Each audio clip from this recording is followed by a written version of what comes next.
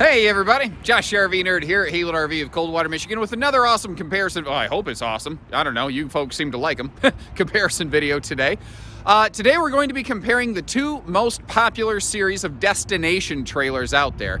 Thing is, they both happen to be made by the exact same group. Talk about the Wildwood Lodge and the Wildwood Grand Lodge. They are statistically the most popular destination trailers out there.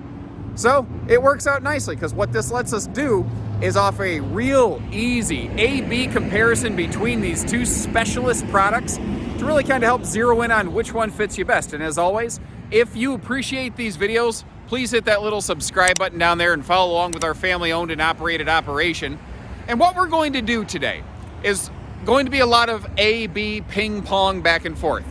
We're going to first look at the Lodge, and then we're going to look at how the Grand Lodge steps up and goes above and beyond, because that's the most logical progression between these two things. We're gonna offer a lot of comparison categories, things like pricing, construction, interior, exterior features. I am gonna try to be very brief and go back and forth because I know that I can tend to be long-winded, sort of like I am right now. So let's get going. And one of the first things I always like to hit on is actually pricing. It's obviously a big thing. It's the elephant in the room. It's the thing that everybody at the end of the day is going to want to know about. So let's go ahead and just get it out of the way so we can focus on all the other stuff. When it comes to price comparisons between them, what you will find is that when you go from a lodge to a Grand Lodge, you're going to step up between, I'd say, $15,000 to near $20,000, depending on the floor plan and the equipment that is present. So that's what this video is really going to be about, is what are you getting for that extra money? What separates these two things? Now, another thing to really keep in mind when you are comparing the price of one of these is when you're looking at the pricing of a destination trailer, it is in a way largely, I think, a bit of a mistake to compare the price of a destination trailer to another travel trailer, like a more common trailer, like a normal Wildwood.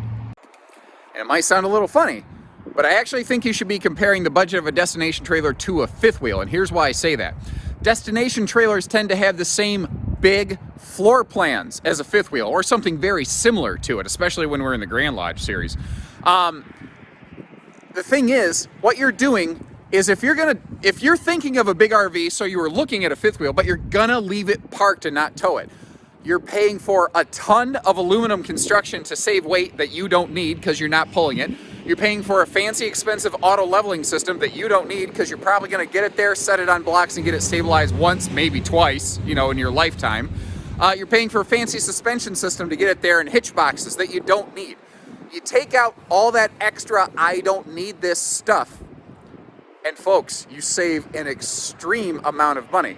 To give you an idea, like if you were looking at a Montana front kitchen floor plan versus a Grand Lodge front kitchen floor plan, you are saving closer to $30,000 than $20,000 by going the destination route.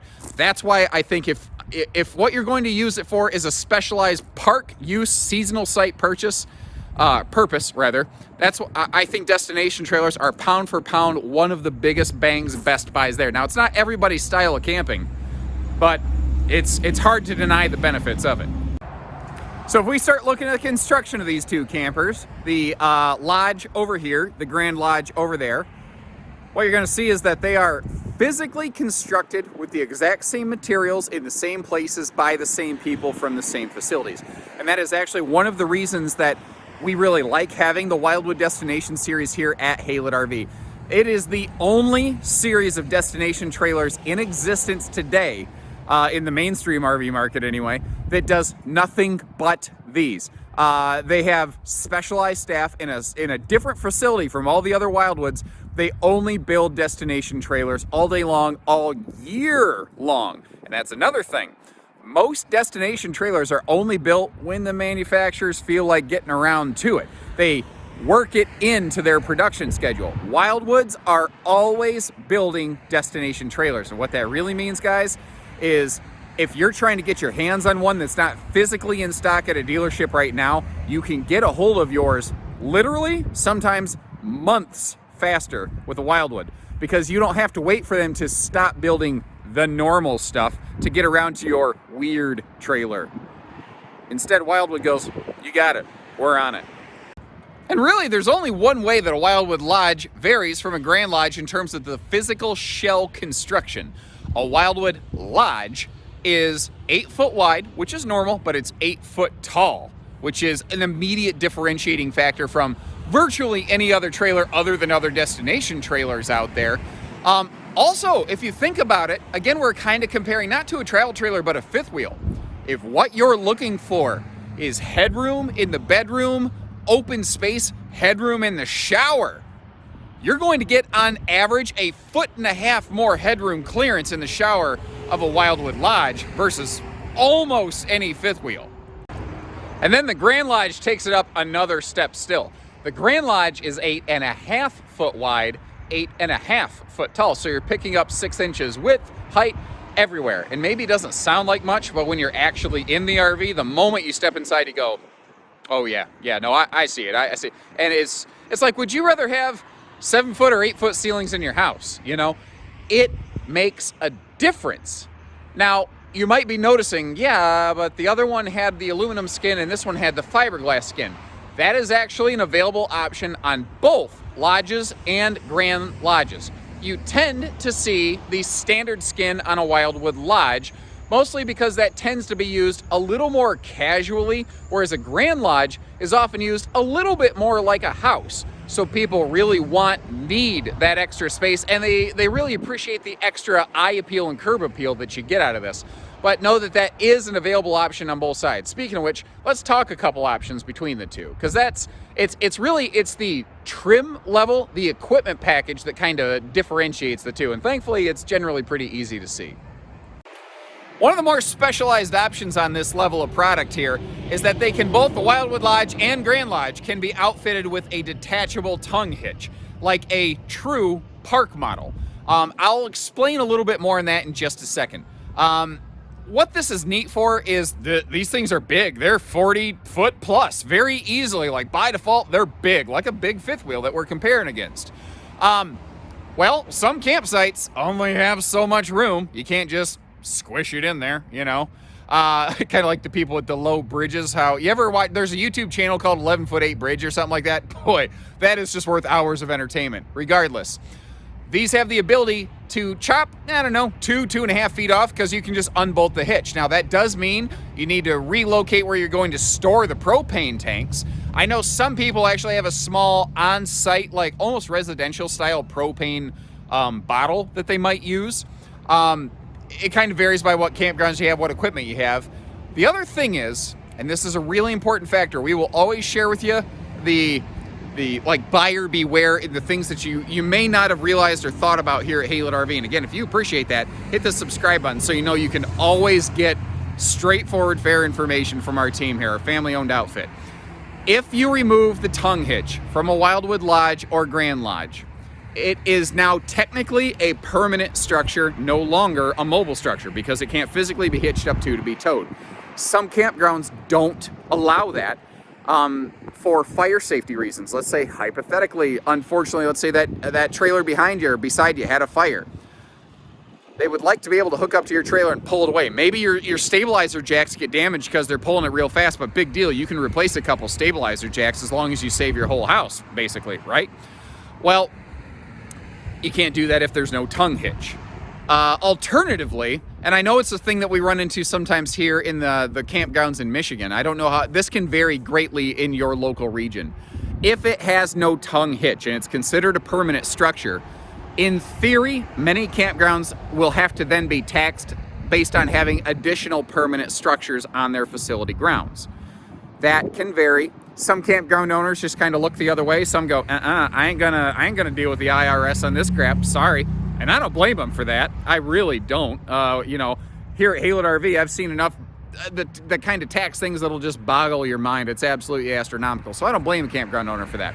What I'm getting at is if you want to detach the hitch on this, before you buy it, please check with your campground owner. Because if you purchase this trailer, it's signed, sealed, delivered, and then 2 weeks later, when it comes time to get it delivered to your destination, or when you come to collect it, you find out that the campground owner won't allow it, it's too late.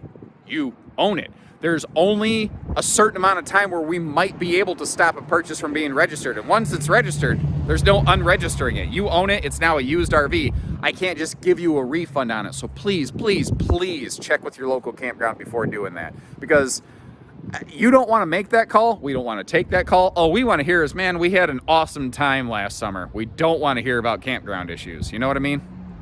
And I know that is like a really long rant that I just kind of went on, but again, it's 100% for the benefit of our customers here at Haylett RV. It's something that no one tends to think about because, one, you're not RV specialists, and two, a detachable hitch is not a normal thing in RVing. Again, I'd rather an ounce of prevention be worth a pound of cure here.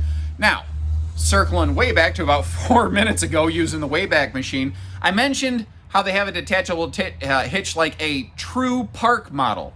In point of technicality, what we are looking at today are destination travel trailers. The differentiating factor, there's a few. One of the main ones, though, is that these, by default, are fully self-contained, meaning they have their own holding tanks. That toilet drains into a tank that then you dump after the fact. You do have the option of getting these built from the factory with a residential plumbing system where basically it has like a normal toilet that just has a straight pipe that you would plumb directly into your campsite. Keep in mind, that can have potential side effects, generally adverse, on things like financing, insurance, because it changes the technical classification of this RV. Again, I'm probably being more scary than I have to, but I can't say enough how I really want you folks to be able to proactively avoid some really nightmare level headache issues like that kind of stuff. That is not what I ever want to see happen to one of our clients here at Haylett RV. I know we're talking about options right now, but one of the nice things that you don't have to option is the accessibelly, the heated enclosed belly that you get on a normal Wildwood travel trailer, and also found up here in both the Lodge and the Grand Lodge. It's not something that you'd see on a build sheet, so I just want to make sure folks have an idea that's there, because unfortunately not every dealership is like Haylett RV, and not all of them will actually give you an idea of what's hiding under the skirt line of an RV. And speaking of options and what's under the skirt line, stabilizer jacks. The stabilizer jacks that we're looking at are not standard on either Lodge or Grand Lodge. They are things that we have optioned on here at Haylett RV. There are some people who would prefer just to use like cinder blocks and bottle jacks and stuff like that to stabilize their destination trailer. That's fine, that's totally up to you. They don't cost very much, so we have put these on here so that it can save a lot of sometimes backyard redneck engineering, and I'm not saying that everybody who uses cinder blocks is doing redneck engineering. Frankly, I think that I would bring these jacks down onto a single cinder block in all four corners, because it'll provide some really good long-term stability. It's just a quick little note that I want to point out for you here, because it's something that, again, a lot of people just take for granted coming from a normal trailer or fifth wheel market. A power awning is another option on both the Lodge and the Grand Lodge. It is something that we tend to do pretty much 10 times out of 10 here at Haylett RV as well.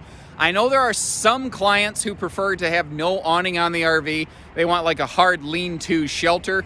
It does vary regionally. In our local neck of the woods here, fewer people do that. So we have catered to our local customer first, but again, we can get you whatever.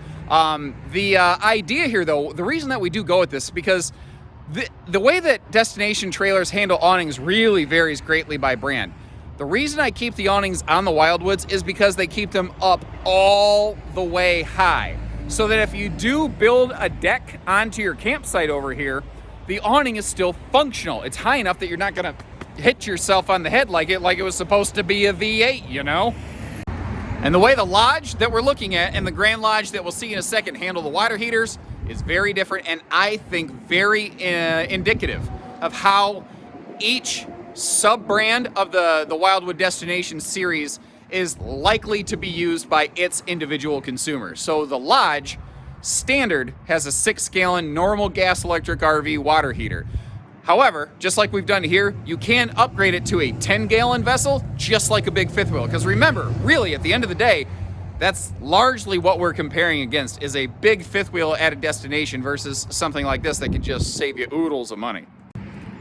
But the Grand Lodge is not used for just general camping purposes, and it is specially equipped appropriately. And one of the areas where you really see that is this big 20-gallon, like, residential fast recharge electric water heater. This is basically the same kind of thing you'd have in your house, just scaled down a little bit to fit into a destination travel trailer. I mean, if you want to take back-to-back hot showers while pouring hot water in the faucet, that's where you're going to want this thing. Now, you can technically option out of this and go back to the 10-gallon two-way water heater that we looked at a second ago, but considering this is the type of trailer that is typically left in a park, not moved, always plugged in, I can't see something that makes more sense than this. And that, I think, is one of the biggest variances between the two. These are two very good specialized products that both exist within the same destination category. They absolutely, though, have their very unique, very different goals between them. The Wildwood Lodge over here tends to be, I think, more of like a casual use. We're going to just come visit now and then we're going to leave and go back home a lot kind of RV. Whereas the Grand Lodge, that's more like a house. Like, people who snowbird, sunbird, they will tend to live in something like that for multiple months at a time, like on a seasonal or permanent site. And they're each equipped appropriately, I think, for those individual end goals. And where you really see that is not just those water heaters, but especially once we step inside. And it really is the interior of these two products that very obviously sets them apart. Like, okay, a couple inches in body size variance, no big deal right there. But when you step inside, first, right now we're in the Wildwood Lodge. And if you look, basically, a lodge looks and feels just like a normal Wildwood travel trailer. It's just taller, really. But you notice you still got like the same Versa Lounge furniture. And if you need to learn more about that, I'll leave you a link in the video description where you can check that out, or you can just search our channel for Versa Lounge. And I've got like a 6.5 minute demonstration. This thing can do all kinds of stuff. So remember, the Lodge tends to be that a little more casual user, someone who's going to use it more like a camper. Now, one of the other defining qualities of this being a destination trailer is that residential refrigerator that you're seeing right there. Now, if you watch a lot of our videos at Haylett RV, you know we have a complicated history and relationship with those things, and that's putting it rather delicately. However, one of the things we have always said is that if you're going to be at a destination, if you're not towing it, which is exactly how this trailer is designed to be used, that refrigerator is generally a pretty good fit. It will not really protect you in the event of power loss the way a two-way fridge would, but this isn't getting really bounced down the road, no more than like a new fridge would have on a new delivery truck, like to a store or to your house. It's getting there one time, it's getting parked, that's it. It'll give you more storage, it'll keep up very nicely. Now, also, in a lot of these floor plans, like in this one, this is not mounted in a slide, so it's mounted inside the cabin of the RV. It's better insulated in here, plus that fridge cools faster, so it's going to be something that'll hold up very well in hot climates. Now, again, as compared to when we're in the Lodge, we do, it's an easy observation to compare against a standard Wildwood trailer, but we're starting to get things like a bigger microwave. But for the most part, a Lodge is going to feel just like a taller Wildwood with a stretched out floor plan. You'll still get a couple kind of glitz factors on. They kind of church up the bathroom a little bit. I like that little accent light right there. We are in a purpose-built product, so it does have some variances from the standard Wildwood series. But for the most part, when you're in here, it looks, feels, smells, reads, like Wildwood. But none of that is true. The moment you step over into a Grand Lodge, the difference in the names really starts to present itself. You start to see how I really, like I said, how I rationalize how we compare this to a fifth wheel. Because you're not looking at travel trailer furniture anymore. You're not looking at travel trailer features. You are on the level of a fifth wheel in terms of a lot of equipment, whether it's that theater seating, the hide-a-beds, the extra kitchen counter space, the larger floor plans. The moment you step into a Grand Lodge, you realize that you're definitely in the next step up, and you immediately see, remember, there's that budget difference, but it's obvious what you're getting for it. You start getting things like more windows, bigger windows, better furniture. You start to get these awesome double lofts that you have up here. Like the Lodge that we were just in happened to be an actual bunk model. But the Grand Lodges, for the most part, they have a living room like this is a front kitchen fifth wheel floor plan that I'm standing in right now. I'm standing in the kitchen looking backwards.